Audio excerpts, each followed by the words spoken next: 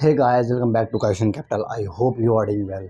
सो कई दिनों से मैंने वीडियो नहीं डाली, आपको पता है फाइनेंशियल ईयर एंड चल रहा है, तो उसके कारण जो बैंकर्स होते हैं, ऑडिटर्स होते हैं, जो भी बैंक में काम कर रहा है वो बहुत बिजी होते हैं।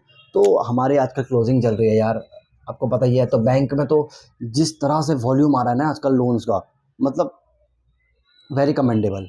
धड़ाधड़ लोन प्रोसेस हो रहे हैं। तो इन सबको देख, जैसे लोन प्रोसेस हुआ, अब उसका जो ऑडिट करना है वो हम ही को करना है। तो हम पे बहुत ज़्यादा प्रेशर है, इस चक्कर में मैं वीडियो नहीं बना रहा था। और आजकल मैं आप लोगों के लिए बहुत ज़्यादा स्टडी कर रहा हूँ। और आज का जो टॉपिक है वो है रिटेल बैंकिंग। मैं आपको लिख के दे रहा हूँ, इतना ज़बरदस्त कॉन्सेप्ट मैं आपको सिखाने वाला हूँ कि रिटेल बैंकिंग आज के बाद आप भूलने नहीं वाले। पर यूट्यूब पे ये एकमात्र ऐसा वीडियो होगा, आई थिंक 2 या 3 पार्ट में ही आएगा। सबसे पहले हम समझेंगे रिटेल बैंकिंग क्या होता है, कि किसको मदद करने के लिए आया था, इसके एडवांटेजेस क्या हैं, डिसएडवांटेजेस क्या हैं, इसमें कौन कौन से प्रोडक्ट दिए जाते हैं बैंक को, और बैंक को नहीं, मतलब बैंक आपको देता है, सॉरी।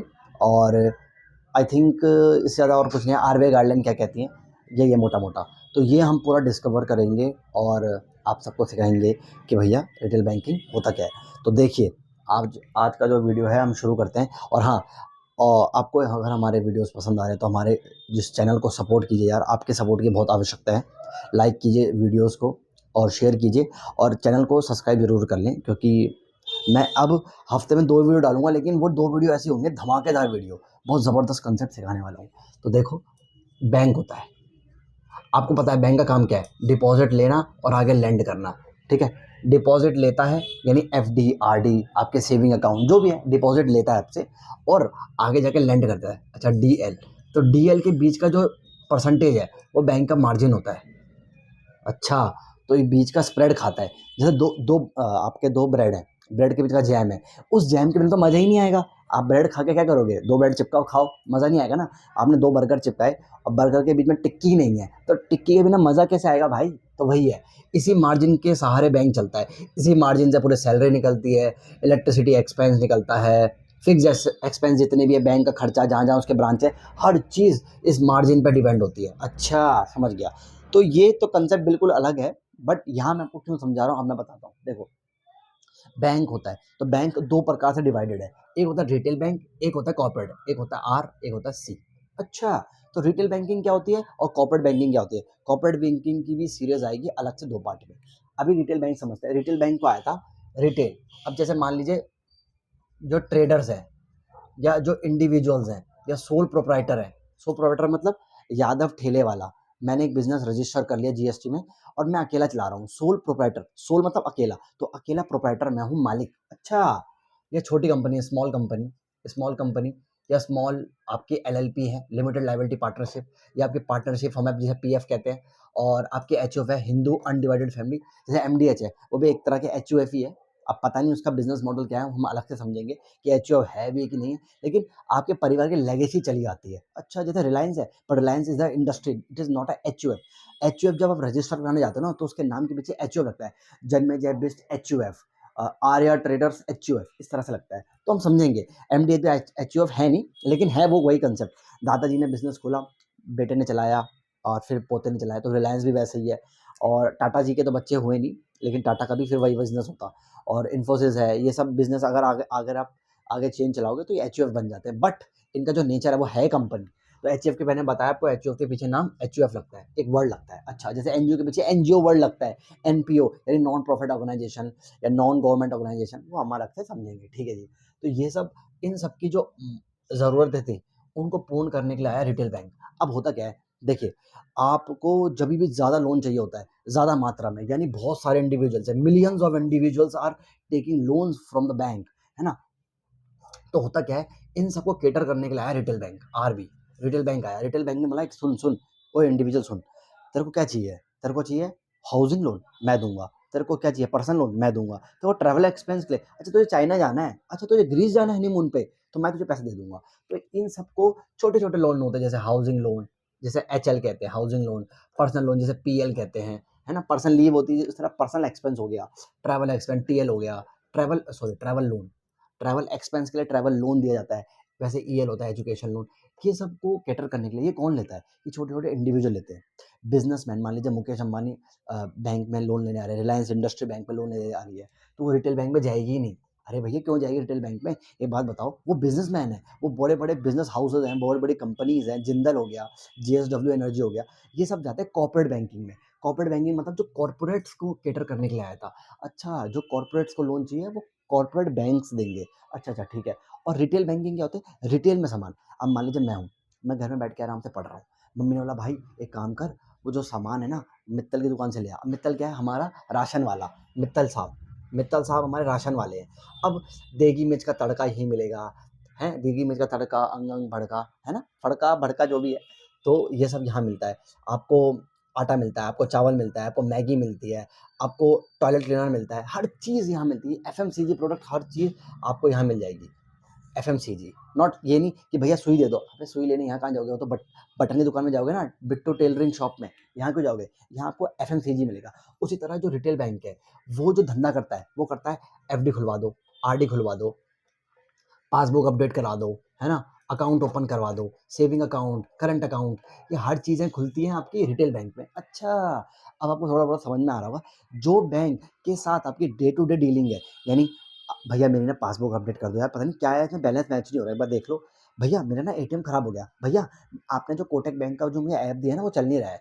तो ये सब हरकतें जिस बैंक के पास आप लेके जाते हो, वो होता है रिटेल बैंक। अच्छा, यानी डे टू डे बेसिस पे जिसके साथ आपकी डीलिंग हो रही है। अच्छा, समझ गया। तो ये है आपका रिटेल बैंकिंग।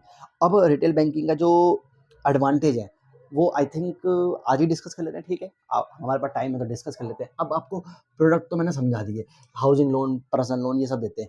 और जो बिज़नेसेस लोन लेते हैं, कॉर्पोरेट्स लोन लेते हैं, वो होते हैं आपके cash credit, overdraft, foreign LC. अरे भैया मैं हूँ, मैं इंडिविजुअल हूँ, मुझे अपना घर बनवाना है। अब मैं इसके लिए बैंक गारंटी क्यों इश्यू कराऊँगा? बैंक गारंटी इश्यू कराने के लिए तो मुझे इंडिविजुअल को, मेरे जैसे इंडिविजुअल को जाना पड़ेगा कॉर्पोरेट ब्रांच में। तो कॉर्पोरेट ब्रांच में मैं जाऊँगा, बोलूँगा भाई मेरे सोल प्रोप्राइटर बिज़नेस को, या मैं as a individual, as a salaried person मुझे ना बैंक गारंटी इश्यू करवानी है। अब वो बोलेगा भाई तेरे को बैंक गारंटी की ज़रूरत ही क्या है? तू कहीं ये धंधा कर रहा है? तो वहाँ पे ये चीज़ें डिफीट हो जाती है।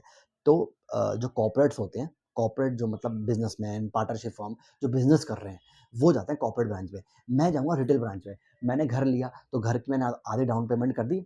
अब मुझे घर के लिए हाउसिंग लोन चाहिए कि जो बचा हुआ मेरा जो अमाउंट है, वो मुझे हाउसिंग लोन के रूप में मिल जाए। अच्छा, तो मैं रिटेल बैंक पे जाऊँगा। अच्छा ठीक है।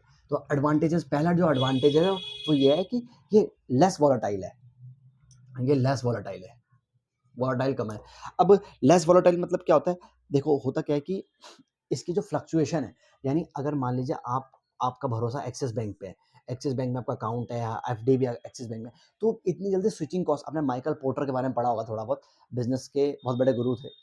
तो जैसे पीटर ड्रकर हैं वो बिजनेस के गुरु हैं, वैसे ही माइकल पोर्टर भी गुरु हैं।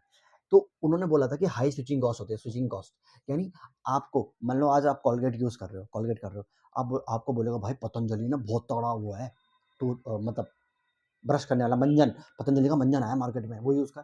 आप बोलोगे नहीं यार, मेरे दादाजी भी कोलगेट यूज़ करते थे, मैं भी, मेरे पापा भी, और मैं भी ये यूज़ करता हूँ। तो आपकी ना स्विचिंग कॉस्ट बहुत लो है, या फिर स्विचिंग कॉस्ट हाई कैसे होगी, लो कैसे होगी, ये हम अलग से डिस्कस करेंगे, यहाँ चर्चा करने का विषय नहीं है।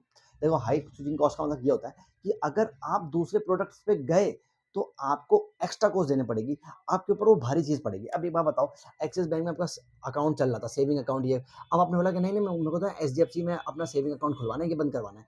अब आप एक्सिस से जब एचडीएफसी जाओगे ना, आपको बहुत ज़्यादा ये पेपर साइन करो, वो पेपर साइन करो, फोरक्लोजर चार्जेस दो, है ना, जो मैंने वीडियो बनाई थी। तो इन सब का पछाड़े में आपको फँसना ही नहीं है। तो एक काम करते हो, ये होता है लेस वोलेटाइल, यानी एक बार जिस बैंक से आपने एफडी बनवा दी, जिस बैंक के पास आपका करंट अकाउंट चल रहा है, सेविंग अकाउंट चल रहा है, तो आप उस बैंक से ना मूव होना नहीं चाहते। तो आपकी जो स्विचिंग कॉस्ट है ना, वो बहुत ज़्यादा हाई होती है। चलिए ठीक है। हाई स्विचिंग कॉस्ट है ना, मैं स्विच नहीं कर पा रहा हूँ, और लो स्विचिंग कॉस्ट है। अच्छा पतंजलि का प्रोडक्ट है, ला दिखा, लो स्विचिंग कॉस्ट, तुरंत अपना कोलगेट छोड़ा, मैंने पतंजलि यूज़ करना शुरू कर दिया, this is low switching cost. लेकिन अगर मैं कोलगेट छोड़ना नहीं चाह रहा, यार मेरे को बहुत दुःख होगा यार, मैं ये बहाना है, मेरा वो बहाना है, तो that is high switching cost. अच्छा ठीक है। अब दूसरा जो एक चीज़ एडवांटेज निकल के आती है, इसमें एनपीएज़ और इनमें फ्रॉड बहुत कम होते हैं।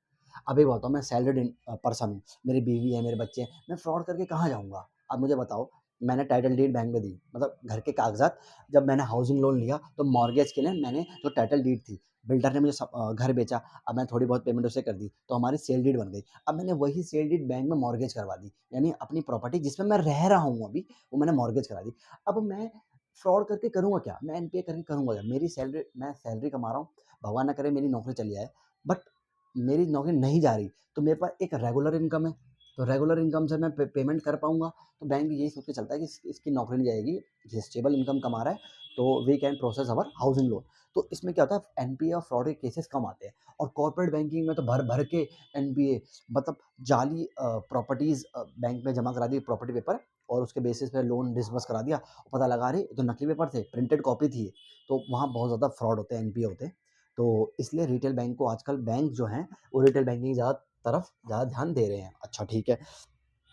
अब एक कंसेप्ट आपका एक कंसेप्ट और आता है, ये है कि जो रिटेल कस्टमर होते हैं ना वो बहुत लॉयल होते हैं।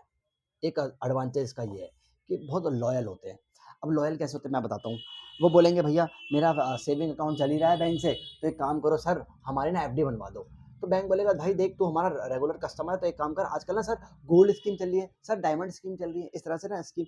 सर अभी प्रधानमंत्री ने ना सर एक चीज़ बोली थी, तो प्रधानमंत्री आवास योजना चल रही है, तो हमने भी एक ऐसी ना हाउसिंग स्कीम निकाली है, आप उसमें लोन लेना चाहोगे? तो इस तरह से ना आपको, मतलब एक सॉफ्ट हार्टेड पर्सन जो आपका सामने वाला बैंकर है आपके पास आएगा और आपको एक नई नई स्कीम बताएगा और आपको वो लोन दिलवाएगा। तो इसका मतलब ये है कि अगर आप लॉयल हो एक किसी बैंक के साथ, तो बैंक आपको अच्छा अच्छा एक ऑफर देता है।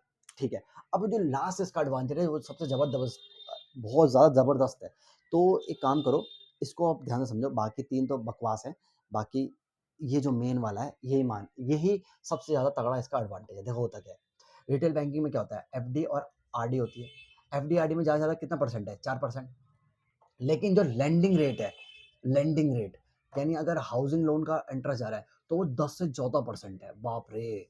और अगर क्रेडिट कार्ड पे हमारा इंटरेस्ट जा रहा है तो वो कम से कम जाता है 30 से 40%, यानी बहुत ज़्यादा इंटरेस्ट है। यानी ये है कि बैंक का जो रिटेल एसेट पोर्टफोलियो है, retail asset asset portfolio retail asset portfolio जैसे आरएपी क्या था, रैप, रिटेल एसेट पोर्टफोलियो। तो देखो होता क्या है, बैंक का जो रिटेल का एसेट पोर्टफोलियो है वो बनता ही किससे है, लैंडिंग से। ये तो लाइबिलिटी है ना बैंक की। अगर बैंक में आपने एफडी कराई तो आप एफडी तोड़ा के पैसा ले जाओगे, तो बैंक की तो लाइबिलिटी है कि बैंक आपको इंटरेस्ट दे रहा है, लेकिन बैंक यहाँ पे इंटरेस्ट ले रहा है, तो ये तो बैंक की एसेट है।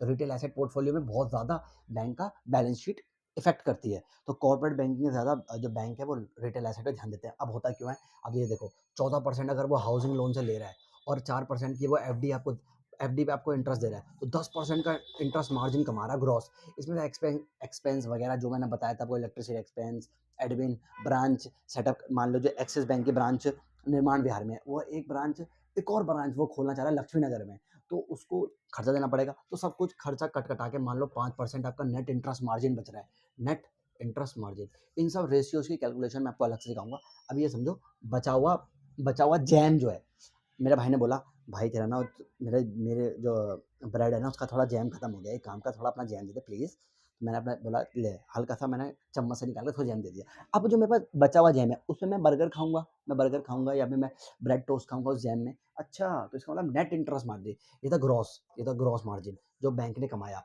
14% के लिए मैंने हाउसिंग लोन दिया और इधर से मैंने 4% एफडी में दे दिया उसी बंदे को। मान लो उसी का हाउस लोन चल रहा है और उसी का एफडी चल रहा है, तो एफडी में मैंने उसको 4% दे दिए, इधर से 14% उससे ऐंठ लिए। तो जो 10% का मैंने ग्रॉस मार्जिन कमाया, उसमें से मैंने अपने एक्सपेंस एक्सपेंस हटा के मैंने नेट इंटरेस्ट मार्जिन 5% का कमा लिया। यही 5% बैंक की जो बैलेंस शीट है ना उसको इन्फ्लेट करती है, मतलब उसका एक्सपोजर बढ़ाती है। तो इसका मतलब ये है कि जो रिटेल लैंडिंग है वो अंततः बैंक को बहुत ज़्यादा मदद पहुंचाती है। तो ये है पूरा कंसेप्ट रिटेल बैंकिंग का।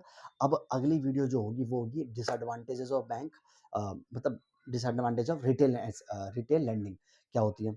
उसके बाद हम समझेंगे कि रिटेल जो बैंकिंग होती है उसमें कौन कौन से प्रोडक्ट होते हैं, हाउसिंग लोन, ये सब मैंने आपको बताया था, लेकिन थोड़ा हम ठीक में समझेंगे क्या क्या मार्जिन होती है, क्या क्या वो कोलेटरल सिक्योरिटी लेते हैं, क्या क्या रिस्क होता है, क्या एनपीए क्यों नहीं होते, मतलब एनपीए क्यों नहीं होते। मैं थोड़ा बहुत तो बता चुका हूँ आपको, बट स्टिल आपके जो केसेस हैं वो एनपीए क्यों नहीं होते। तो ये है पूरा कंसेप्ट। और आई थिंक दो पार्ट और आएंगे, इसलिए तब तक बने रहें। आई hope you like this session. और यार प्लीज़ ऐसे थोड़ा सपोर्ट करते रहिए। और आई थिंक कल या परसों में मैं पार्ट 2 डाल दूँगा। और मैं आपको फिर बता रहा हूँ ये यूट्यूब की one of the best videos होने वाली हैं, क्योंकि बहुत ज़्यादा डेप्थ में हम पढ़ाई करते हैं यार, बहुत ज़्यादा डेप्थ में पढ़ाई करते हैं। और ये है कि इसके बाद कॉर्पोरेट बैंकिंग पे आएगा वीडियो, फिर होलसेल बैंकिंग क्या होती है, कंज्यूमर बैंकिंग क्या होती है ना, कमर्शियल क्रेडिट कार्ड्स क्या होते हैं, है ना, हर चीज़ हम समझेंगे। तो आई hope you like this session. Thank you so much.